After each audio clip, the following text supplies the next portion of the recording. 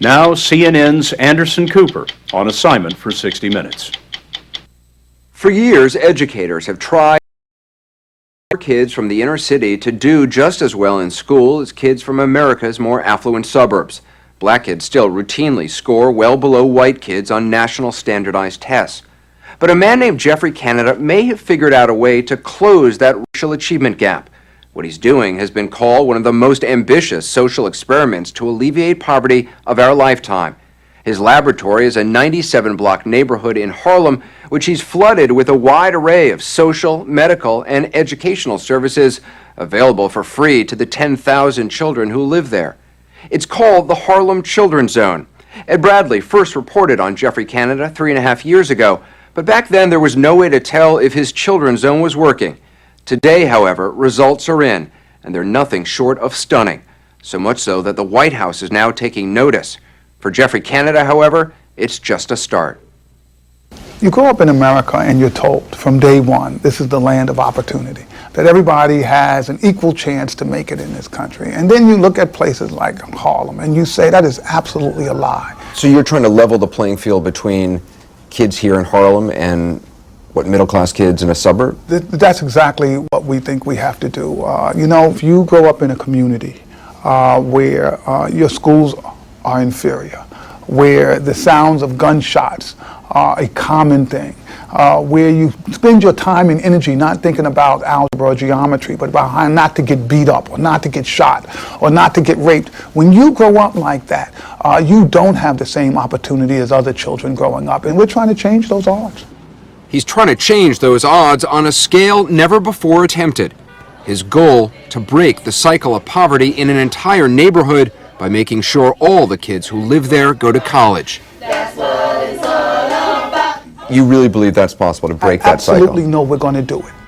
Canada remembers well what it was like to be a kid in the inner city. We couldn't afford. He grew up not far from Harlem in another tough New York neighborhood, the South Bronx.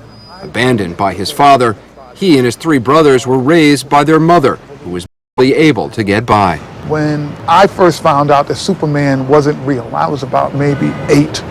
And I was talking to my mother about it, and she was like, no, there's no Superman. And I started crying. And the chaos, the violence, the danger, no hero was coming. Canada got lucky, however. As a teenager, his grandparents moved to the suburbs, and he went with them. He got into Bowdoin College and then the Harvard School of Education. Good morning, boys and girls. He's been working with kids in Harlem virtually ever since. To do it, Geoffrey Canada decided to build his own school in the Harlem Children's Zone. Right now, there's some 1,200 kids enrolled from kindergarten to the 10th grade. It'll eventually expand all the way through the 12th grade. We've created a school to help you all become the smartest boys and girls in the country. It's a charter school, so Canada is able to run it his way, free from the bureaucracy and restrictions of the public school system. There's 1 adult for every 6 students. Classes are smaller and school days longer. Kids come in on Saturdays, and summer vacation, that only lasts 3 weeks. We will always ask permission before leaving the group? Yep. Canada's long argued that investing in the Harlem Children's Zone would show a return. And now, for the first time, there's scientific data to prove it. He has done a remarkable job. Dr. Rowe is a professor in the economics department at Harvard. He's conducted the first independent statistical study of Geoffrey Canada's efforts to close the racial achievement gap in his school. What is the racial achievement gap? Black children in our schools are not performing at even close the rate as white children in our schools. So the average black 17-year-old reads at the proficiency level of the average white 13-year-old. 4-year difference in effective reading skills. That's huge. But when Dr. Fryer analyzed 4 years' worth of Promise Academy test scores, he discovered something remarkable. At the elementary school level, he closed the achievement gap in both subjects, math and reading. Actually eliminating the gap in elementary schools. We never say anything like that. Absolutely eliminating the gap. The gap is gone, and that is absolutely incredible. Last year, according to New York State data, 100% of Canada's 3rd graders scored at or above grade level in math. Good job. Narrowly outperforming their white peers in the city's public schools. 96? Is that the answer? Yes. Even more impressive, Canada's impact on middle schoolers, kids who enrolled in the Promise Academy in the 6th grade.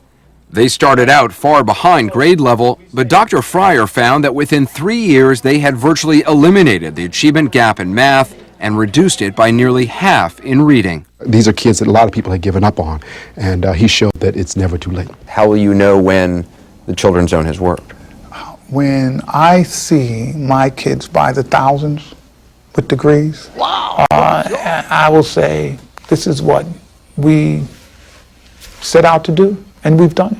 We've got our kids in the best schools in America. They're going to be successful. They'll be competing with everybody else all over the country. People will be looking for kids from Harlem, saying, oh, those kids are so great from Harlem. We need more kids from Harlem to come in. Then we'll be successful.